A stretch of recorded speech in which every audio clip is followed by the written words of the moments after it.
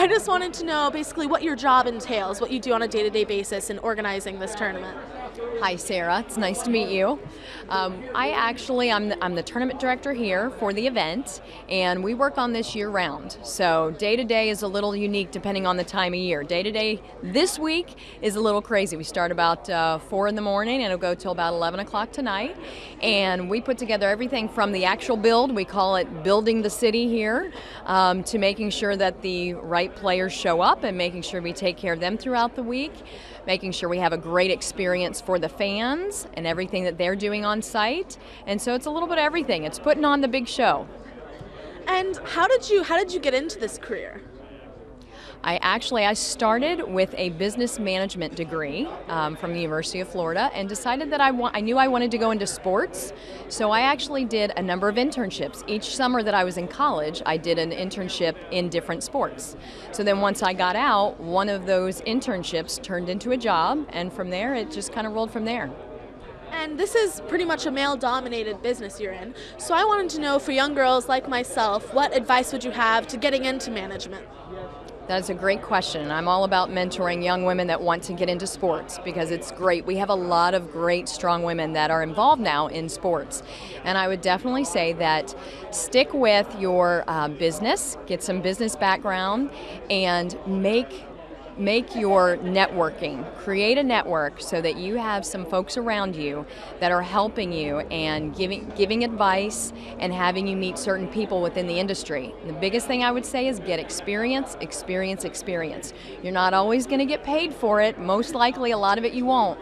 But the more experience you have, the more likely that they will want to bring you on board because they see what all you have done. And once they see what you can do in those different free positions, one of those will end up snagging you.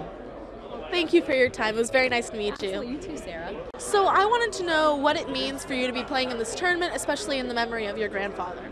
It's a very exciting week for me. Obviously, I'm here as a PGA Tour player trying to win a golf tournament, but I have the unique opportunity to play an event that not only carries my grandfather's name, but something that I have now taken on a role where I get to be a small part of hosting it in a way. So it's a busy week, it's an exciting week, but I enjoy every minute of it. Personally, I'm 16. I've been playing golf for a few years, and it's my favorite sport. I wanted to know if you had any fun memories from when you were a junior golfer. Oh, I absolutely love junior golf. I think it is one of, it probably was my favorite time, was about your age, 16 years old, playing junior golf, traveling around with my mom and dad all over the state of Florida, and, just trying to win. I think that's the most important thing junior golfers like yourself and everyone can do out there is learning to win and compete against your friends. And, you want to beat them as bad as you can when you're out there playing, but when you get done, what's so special about golf is you shake their hand and you tell them good playing with you. And I wish luck to you and all the other junior golfers out there. Do you have any advice for junior golfers transitioning from junior golf to the real world? Yes, to the real world. It's important to be well-rounded. There's more to life than just golf. I think it's important to work hard on what you're doing in golf, but having people skills, learning how to talk to your friends, your peers, and other adults out there, because being able to treat people the right way and interact will take you a long way in life, just as much as being a really good golfer. And I think the most important question: how's the course out there? How are the conditions?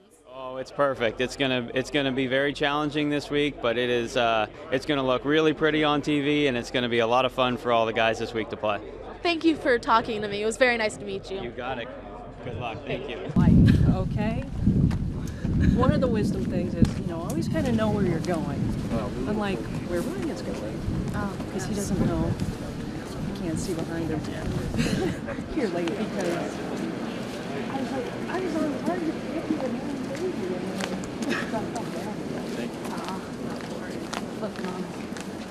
Get it up. No wonder why you're so good on camera, right? Oh, I was shaking. You were great. No, you were really, really great. I mean, so why did you start playing golf?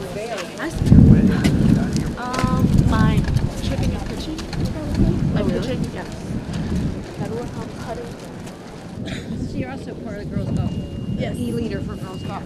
That's cool. So I know as Mr. Palmer was and is an inspiration to so many people, you have become an inspiration not only to myself but so many junior golfers out there, and so many of us will be watching you this week and seeing how you perform. Do you have any tips for junior golfers on how to stay involved in the game of golf? I think one of the big things, well, first of all, I appreciate everything. I mean, Mr. Palmer was someone I looked up to, and obviously guys like Tiger, Phil, there were guys that I looked up to growing up, watching them play.